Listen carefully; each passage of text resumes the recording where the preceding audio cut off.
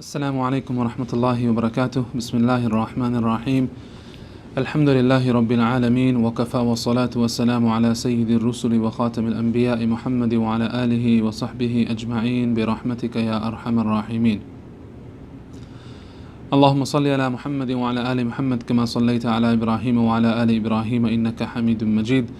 Allahumma barik ala Muhammadin wa ala ali Muhammad kama barakta ala Ibrahim wa ala ali Ibrahim innaka Hamidun Majid. رب اشرح لي صدري ويسر لي أمري واحلل عقدة من لساني يفقه قولي. Alhamdulillah, continuing on with the series of Quran connection. Inshallah, hopefully tonight you will find our Imam reciting Surah Qaf. This is the 50th chapter of the Quran, and as you know, there are 114 chapters in total. 50th chapter of the Quran, Surah Qaf. Verse number 16. Allah subhanahu wa ta'ala mentions, وَلَقَدْ خَلَقْنَا الْإِنسَانَ وَنَعْلَمُ مَا تُوَسْوِسُ بِهِ نَفْسُهُ وَنَحْنُ أَقْرَبُ إِلَيْهِ مِنْ حَبْلِ الْوَرِيدِ. The next verse, إِذْ يَتَلَقَّى الْمُتَلَقِّيَانِ عَنِ الْيَمِينِ وَعَنِ الشِّمَالِ قَعِيدٌ. And verse number 18, ما يلفظ من قول إلا لديه رقيب عتيد. The near translation of these three verses, 16, 17 and 18.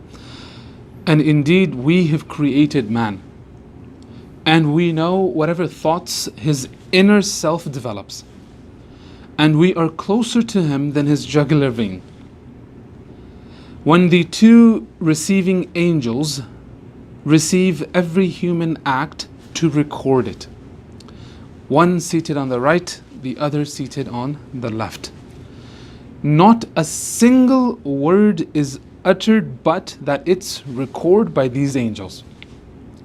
Not a single word is uttered but there is a watcher near him ready to record.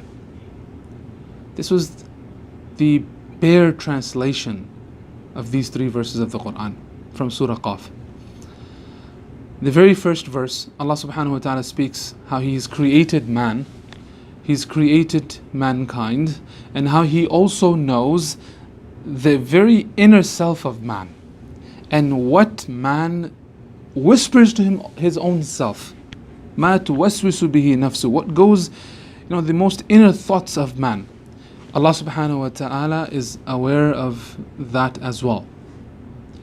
In which through this we come to know Allah subhanahu wa ta'ala's knowledge is all encompassing, and He is aware of every particle within the universe.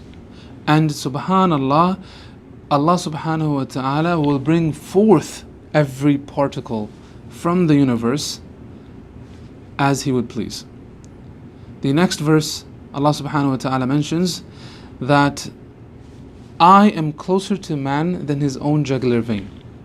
Subhanallah, this example which is provided, it represents that the very life of man depends upon his jugular vein.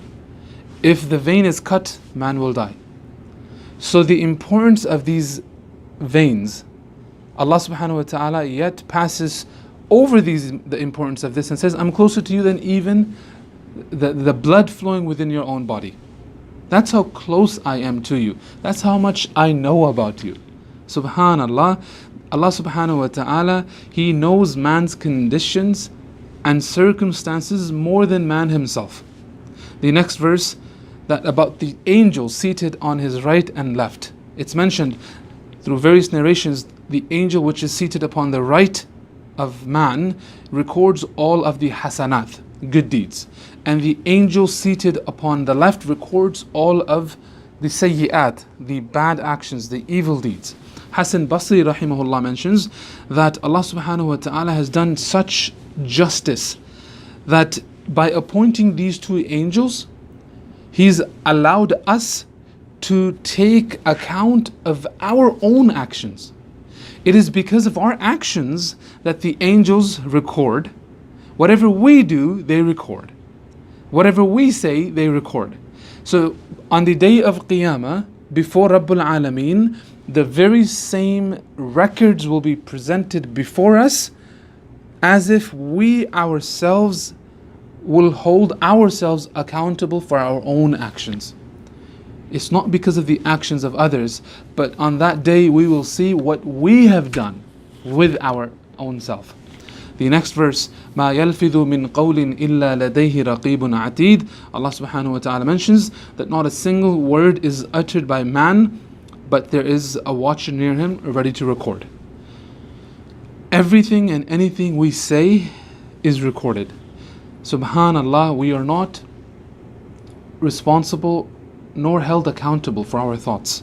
For as long as we don't utter what we have to say, we will not be held accountable. However, the moment we bring it upon our tongue and we say something, then that is recorded, whether it's good or bad. There's a narration of Rasulullah sallallahu alaihi wasallam mentioned by Bilal radiyallahu ta'ala an. He mentions that Muhammad sallallahu alaihi wasallam stated, "Verily, a man sometimes utters a good word that pleases Allah, unaware of how highly it will be rewarded by Rabbul Alameen. And on its account, Allah subhanahu wa ta'ala decrees His pleasure of him until the day He meets him." So this person may have said something, small or minor, something good, unaware how good it truly was. And Allah subhanahu wa ta'ala, based upon what this man said, will reward him abundantly and will be pleased with him on the day He meets. And then similarly, a man utters a word that angers Allah, unaware of how dreadful the punishment can be of what he just said. And on this account, Allah subhanahu wa ta'ala decrees for him His anger until the day He meets him. It's a powerful reminder for all of us. How often do we just say things which are futile? We just speak things which have no basis. We say something and we find it to be, subhanallah, insignificant, yet it may hold great significance in the sight of Allah. So, keeping that in mind, whatever we say is recorded and we will be held accountable for it. I'll end with a saying of one of the companions by the name of Alqamah radiallahu ta'ala. He mentioned, after narrating this narration from Bilal radiallahu ta'ala an, how many words did I not utter because of this hadith of Muhammad sallallahu alayhi wasallam. Let's think before we talk. Let's put our thoughts together before we speak, so that we don't feel regretful and remorseful after we've said something which isn't appropriate.